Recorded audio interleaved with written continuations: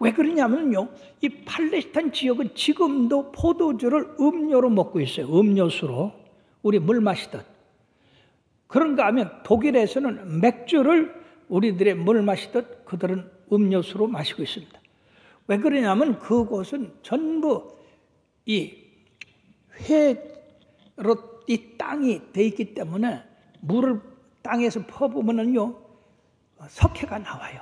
그러니까 그 석회를 먹을 수가 없습니다. 그러니까 그것을 포도주를 만들어서 마시고 맥주를 만들어서 마시는 것입니다. 그러니까 이러한 관점에서 볼 때 노아가 포도주를 마시고 술에 취해서 벌거벗고 있었다고 하는 것은 그렇게 큰 문제가 되지 않는다고 하는 것입니다. 그보다는 성경에서 뭐를 중점으로 두고 있느냐? 벌거벗고 드러놓은 것에 집중하는 것이 아니라 벌거벗은 그 노아를 어떻게 보느냐, 이것이 중요하다고 하는 것입니다. 즉 성경은 노아의 벌거벗은 것을 보고 어떻게 판단하느냐, 이것에 중점을 두고 있다 하는 것입니다. 자, 아담도 이 처음에 창조됐을 때는 벌거벗은 것을 몰랐어요. 그러나 그가 타락한 후에 벌거벗은 것을 알고 부끄러워했습니다. 자, 노아도 술에 쳤을 때는요 아무것도 몰랐어요. 벌거벗었는지 수치를 당했는지. 그러나 그가 깨어나서 벌거벗은 것에 대해서 부끄러움을 알게 되었던 겁니다.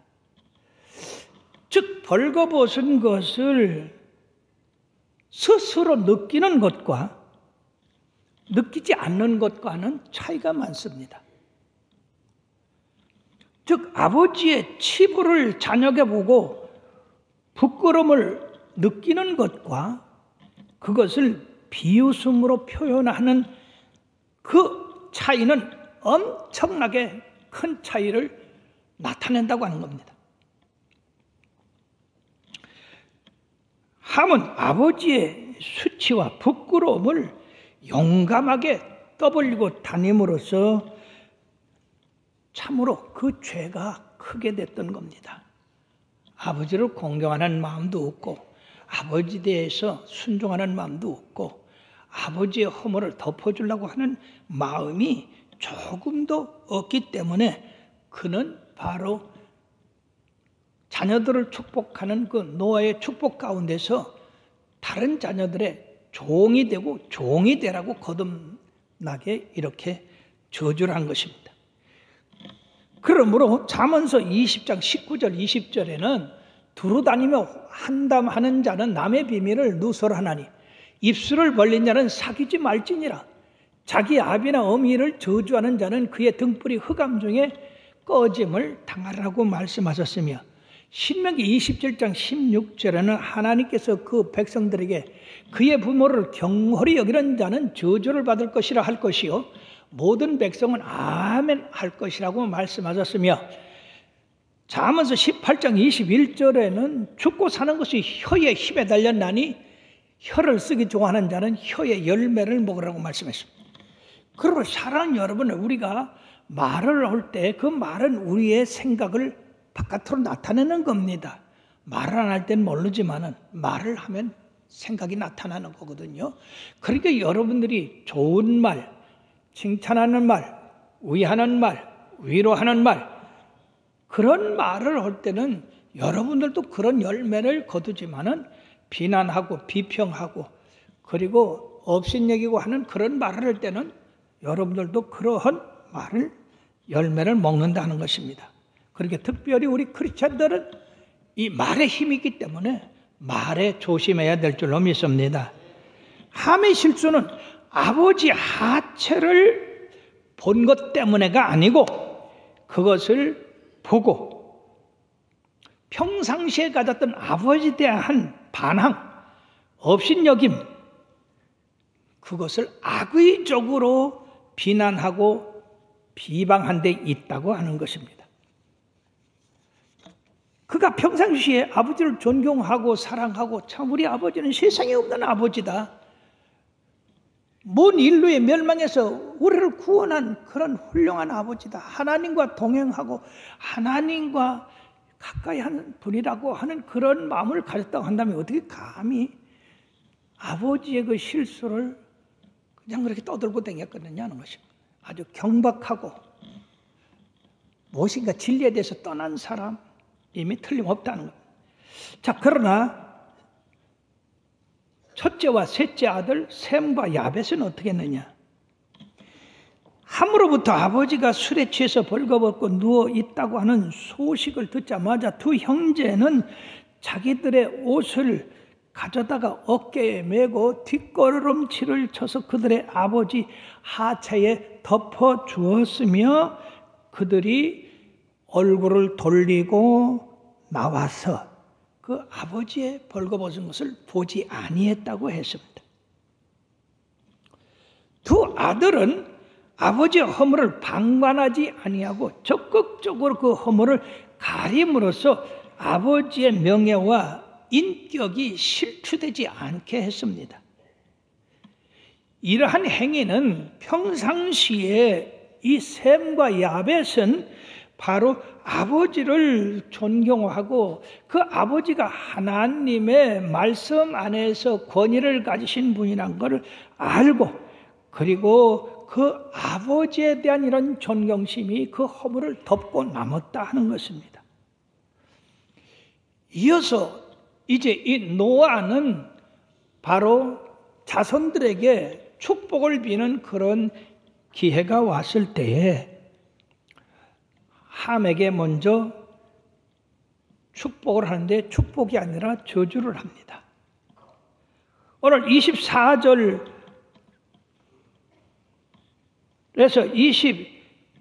27절에 대해서 말씀을 하고 있는데 노아가 술이 깨어 그의 작은 아들이 자기에게 행한 일을 알고 이에 이르되 가나안은 저주를 받아 그의 형제의 종들이 종이 되기를 원하노라. 아주 무서운 저주가 내려졌습니다. 두 번째, 셈의 하나님이 여호와를 찬송할지로다. 가나안은 셈의 종이 되기를 바라고 그리고 하나님이 야벳을 창대하게 하여 셈의 장막에 거하게 하시고 가나안 그의 종이 되게 하시기를 원한다. 세상의 형의 종이 되고 동생의 종이 되고 그리고 그 후손들이 계속해서 종이 되고 되는 그러한 저주를 내렸던 것입니다. 사랑하는 여러분들은 어떻게 아버지가 벌거벗은 수치를 떠들고 다녔다고 해서 이렇게 저주의 저주를 내리느냐? 여러분들이 분명히 알 것은 노아는 하나님의 대변자로서 그들 자녀들을 기르고 있는 것입니다. 하나님은 노아에게 하나님의 권위를 주셨습니다. 즉 아브라함에게 너에게 복비는 자를 복을 주고 너를 저주하는 자를 저주하리라 하는 말씀과 같이 하나님은 노아에게 이러한 축복권을 주셨습니다. 성경에는 이런 축복권을 받은 분들이 많이 있습니다. 제사장들이 그런 축복권을 받았고 선지자나 예언자들에게 그리고 아버지에게 그리고 그 어떤 단체 지도자들에게 이런 축복의 권위를 주셔서 그들이 축복하는 것을 하나님이 그대로 복을 빌었다는 겁니다. 그 예로서 바로 노아가 그 자녀들을 축복한 것이 그 세 자녀들에게 그대로 임했고 후손들에게 그대로 임했으며 야곱이 아버지의 축복을 받아서 또 그 12아들에게 축복할 때 그 12아들에게 축복한 축복이 역사 속에서 그대로 흘러가고 있는 것을 볼 수가 있습니다. 그러므로 사랑하는 여러분들이요, 우리들이 하나님 앞에 권위를 받고 하나님을 가까이 모시고 하나님과 동행하는 그러한 영적 지도자들에 대해서 우리들이 모든 생각도 말하는 것도 조심해야 되는 것입니다. 왜냐하면 자칫 잘못하면 한 가정에서 생활하다 보면은요, 예, 아버지도 별 수 없어. 뭐 아버지도 잡숴야 되고, 아버지도 일해야 되고, 아버지도 잠자야 되고, 뭐 그렇게 하면 다른 게 별로 없어. 그러니까 뭐 아버지 별로 존경받을 게 없다고 생각할 수도 있다는 것입니다. 그러나 하나님이 주시는 영적 권위는 하늘과 땅입니다. 그렇기 때문에 그 영적 권위를 가진 분이 축복하면 축복을 받게 되고 저주하면 저주를 받게 되는 거예요. 그러니까 여러분들은 이 하나님의 권위에 대해서 참으로 복종하고 순종하는 자녀들이 되어야 될 줄로 믿습니다. 똑같은 인간이니까 뭐 똑같이 밥 먹고 사니까 그렇게 보면 안 되는 거예요. 그러면 누가 하나님께서 그 종들을 통해서 하나님의 일을 행할 수가 있습니까? 그러므로 이 노아는 하나님의 마음을 가지고 이 잘못한 함에 대해서 저주라는 것이고, 그리고 셈과 야벳에 대해서는 하나님의 마음으로 축복을 한 것입니다. 근데 어떤 사람들은 이 함이 오히려 자손이 더 많아지고 더 축복받다 하는데 절대 그렇지 않습니다. 그것은 2대, 3대에 가서 그렇지, 그 후에 가보면 그 함의 자손들, 가나안, 그 가나안의 아들 니무롯이라고 하는 이 충철한 위인은 바벨탑을 쌓는 그 일을 주관한 사람입니다. 그러니까 그 저주가 그대로 가면서 점점 강해져 가지고 하나님을 반역하고 하나님을 거역하는 그런 민족이 되어서 그들은 아프리카 사람들로 그렇게 검은 피부를 가지고 셈족이나 야벳 쪽의 종의 종이 된 것이고, 셈의 하나님 여호와를 찬송할지로다고 했는데 이 셈의 후손 가운데서 아브라함이 났고, 아브라함의 후손 가운데서 다윗이 났고, 다윗의 후손 가운데서 예수 그리스도가 났었습니다. 그러니까 전혀 이 시간이 흘러갈수록 셈의 후손들이나 야벳의 후손들은 하나님을 중심으로 사는 그런 백성들이 됐지만, 그러나 함의 자손들은 반역의 자손들로 그렇게 뻗어나가게 됐던 겁니다. 그러므로 사랑하는 여러분들이요, 바로 이 노아가 함을 저주하지 아니하고 가나안을 저주한 것은, 가나안은 함의 아들이거든요. 그렇기 때문에 그것은 바로 함과 가나안과 그 후손들이 같은 그러한 역사를 이뤄가기 때문에 그렇게 한 것입니다. 그러므로 우리들이 하나님의 종들에 대해서 하나님과 동행하는 그런 종들, 하나님의 계시를 받고 하나님의 뜻을 따라 그 뜻을 이 땅에 이루려고 하는 분들이 인간적인 그런 실수를 할 때 거기에 대해서 신랄한 비평하고 비방을 하고 별 수 없는 그런 존재로 전락시키는 것은 대단히 위험한 일이다. 그 예로 모세가 구수 여인을 취했을 때에 바로 그 누이 미리암과 그 형 아론이 비방을 했습니다. 그때 즉시 하나님이 이 세 사람을 장막으로 불러서 하나님께서 이제 미리암과 이 아론에 대해서 책망을 하셨습니다. 너희들이 누군데 나와 직접 말씀을 나누는 이 모세를 너희들이 원망하느냐? 이 모세의 온유함은 온 세상 사람보다 더하다. 그러면 너희들이 하나님의 권위를 무시하고 주의 종을 무시한 그것 때문에 문둥병이 발하라 하니까 그 즉시서 미리암이 문둥병에 걸려서 고통을 호소하게 됐고 장막에서 쫓겨나는 그러한 수모를 당하게 됐습니다. 오히려 수모를 시키려고 했던 사람이 수모를 당했습니다. 바로 함이 아버지를 수모를 주고 비방하고 그리고 비평하고 낮추는 그런 일로 인해서 도리어 자기가 낮아지고 자기가 비방을 받게 되는 사람이 됐다 하는 것입니다. 그러니까 우리들이 영적인 그런 눈이 떠져야 되는 겁니다. 그러므로 나와 여러분들은 예수 그리스도의 보배로운 피로 죄와 허물로 죽을 수밖에 없었던 우리를 그리스도의 은혜로 다시 살리셨기 때문에 우리가 서로 사랑하고 허물을 덮어주는 그런 삶을 살아야 될 줄로 믿습니다. 비방하는 일은 자기를 심판관으로 삼는 일이기 때문에 대단히 위험한 겁니다.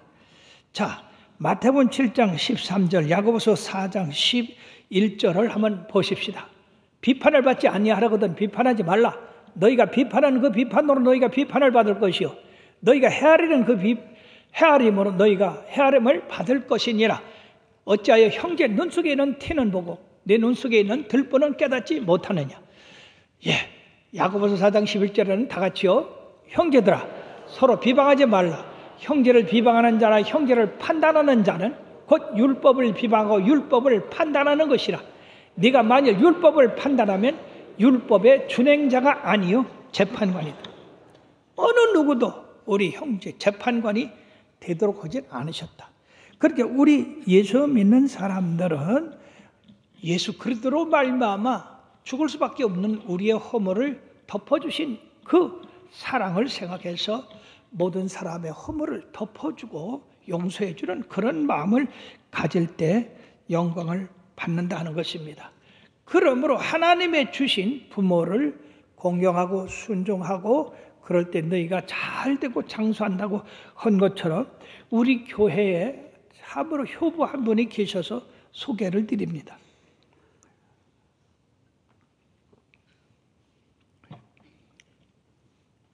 이분의 이름은 밝히지 아니하고 이 효부의 이름은 김 집사님입니다.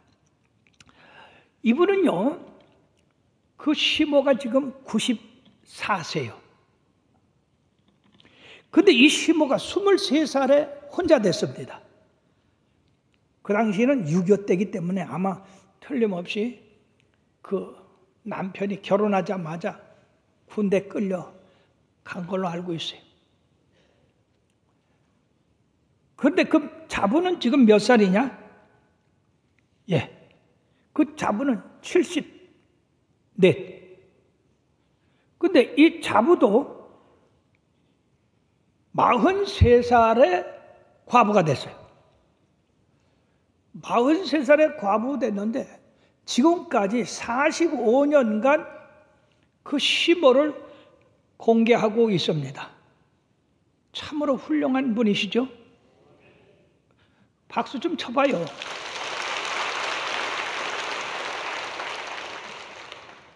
요새 그런 사람이 어디 있어요? 그래서 우리 교회에서 이번에 효부상 주기로 결정을 했어요. 사랑하는 여러분들이요, 이 세상에는 가지각색의 사람들이 있어요. 부모를 구찬타고 갖다 길거리에 내버리는 사람이 없는가? 부모를 찔러 죽이는 사람이 없는가? 세상은 점점 악해지고 있어요. 이러한 세상을 바라볼 때마다 참으로 어디 가서 효를 찾느냐? 우리가 하나님의 말씀대로 지켜서 우리 하나님을 영광 돌려야 될 줄로 믿습니다. 그러므로 우리가 영적 분별력을 가지고 무엇이 하나님의 뜻이고 뜻이 아니고 무엇이 하나님을 기쁘시게 하고 기쁘시지 않게 하고 무엇이 지혜로운 일이고 무엇이 어리석은 일인가? 잠언서 15장 20절의 말씀에 보니까 바로 지혜로운 아들은 아비를 즐겁게 하여도 미련한 자는 어미를 업신여긴다 그렇게 했어요. 저 경북대학 총장인 박찬성 씨의 간증을 좀 하겠습니다. 이분이 시골에서 자기 아버지는 소장농을 하면서 그 가난한 가운데에 대구로 공부를 보냈어요. 그래서 중학교 1학년 때 공부가 하기 싫어가지고 공부를 안 했는데 성적표가 나왔습니다. 성적표를 보니까 68등 중에 68등. 기가 막힙니다. 자기 아버지 어머니는 시골에서 그 땀을 흘리면서 농사를 져가지고 자기를 이렇게 대구까지 보내서 하숙을 시키고 공부를 시키는데 68등에 68등, 68명 중에 68등. 도무지 그 통지표를 갖다가 아버지한테 내놓을 수가 없었어요. 그래가지고 깨를 냈습니다. 68등 중에 우애를 지우고 1등. 너무했죠? 그래가지고 이제 방학이 돼서 그 통지표를 아버지한테 보자. 아버지, 내가 1등 했어. 그러니까 이 아버지가 이야, 우리 찬석이가 1등 했단다. 그래가지고는 온 동네 소문을 다 펼쳤어. 그러니까 이 동네 사람들이 야, 찬석이가 1등 했단다. 1등. 이거 그냥 지나가면 안 되지. 잔치해야지. 그랬는데요. 그 이튿날 이 찬석이가 밖에 나가서 놀다가 들어와 보니까 큰일이 벌어졌어. 왜? 자기 아버지가 돼지를 잡는겨. 근데 그 돼지는 그 집 재산 1호야. 가난한 집에서 무슨 거짓말로 1등한 거에 대해서 축하하느라고 그래서 동네 사람들과 함께 돼지를 잡았다니까. 큰 잔치를 벌린 거예요. 여기에 이 찬석 씨는 충격을 받았습니다. 그래가지고 물에 빠져 죽으려고 그냥 가서 그냥 했는데 죽질 못하고 회개를 하고 우리 아버지가 나한테 쏘고가지고 이렇게 돼지를 잡았으니 내가 어떻게 하면 좋나. 그리고 거기서 회개를 하고 열심히 공부해서 17년 만에 대학교 교수가 되고 그 다음에 이 경북대학교 총장이 됐어요.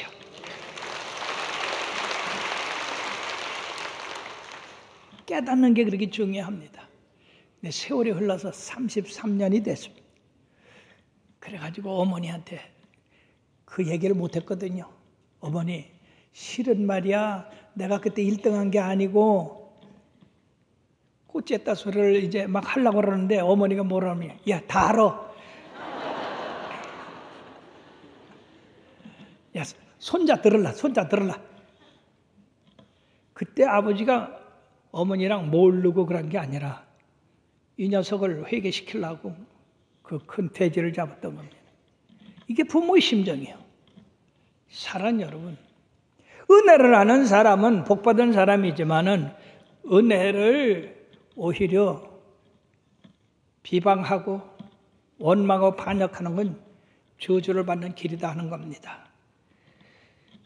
그러면 사랑하는 여러분들이요, 여러분들은 성경 말씀에 나와 있는 이 언약을 중요히 여기시기를 바랍니다. 언약이 많이 있잖아요. 건강 받으려면 열심히 예배에 참석해서 기도해야 되고, 우리가 물질의 축복 받으려면 11조 잘해야 되고, 또 우리가 많은 열매 맺기 위해서 하나님을 기쁘시게 하려면 전도 많이 해야 되고, 성실히 기도하고, 이게 성경에 수만 가지의 약속이 있는데 그 약속을 내 것으로 믿고 그대로 행하는 사람은 복을 받은 사람입니다만은 그렇지 못한 사람은 거기에 해당되지 않는 겁니다. 사랑하는 여러분들이요, 여러분들이 부모님이 살아계신다면 더 열심히 부모를 편하게 해드리고 공경해드리고, 그리고 살아계시지 않는다면 자식들을 사랑하고, 그리고 올바른 자녀가 부모에게 행해야 할 도리를 가르쳐서 우리 교회의 자녀들로 말미암아 하나님 앞에 영광 돌리고 이 땅에서 잘되고 장수하고 그리고 번성하는 그런 축복을 누리게 되기를 주의 이름으로 축원합니다.